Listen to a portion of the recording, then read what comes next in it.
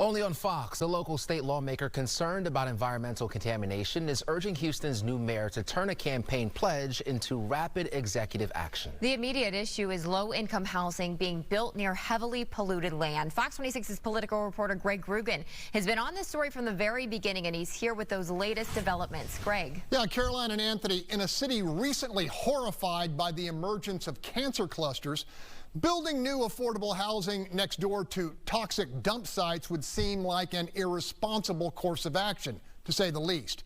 And yet, that's exactly what the Houston Housing Authority continues to do.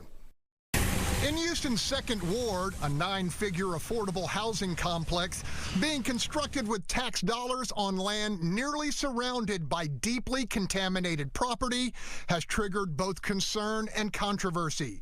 The prospect of placing low-income families next door to toxic ground drew both the scrutiny of Fox 26 and the repeated criticism of candidate John Whitmire. We ought to have that investigated. It ought to be stopped. We've got to have affordable housing. We cannot afford to waste $1 on projects that are not justified. I, John Whitmire. I, John Whitmire.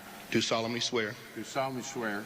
That I will faithfully execute. I will faithfully execute. Now that candidate Whitmire has become Mayor Whitmire, State Representative Christina Morales is urging the city's new chief executive to turn his concerns into action. I would love to see a halt to that project. A housing project with lead contamination from a former state Superfund site just across one fence line, and untold tons of toxic incinerator ash, both exposed and buried, just beyond 2 other boundaries. Back in October, the Texas Department of Housing and Community Affairs ordered the Houston Housing Authority to conduct a new round of environmental assessments with experts independent from the developer.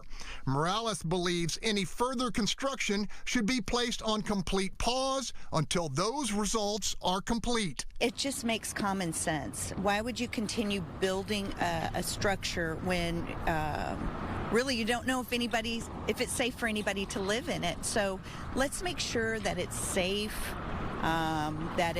safe for the low-income families who have no other choice but to live there. Let's make sure they live in a safe and healthy environment. What I saw with my own eyes didn't look healthy to me.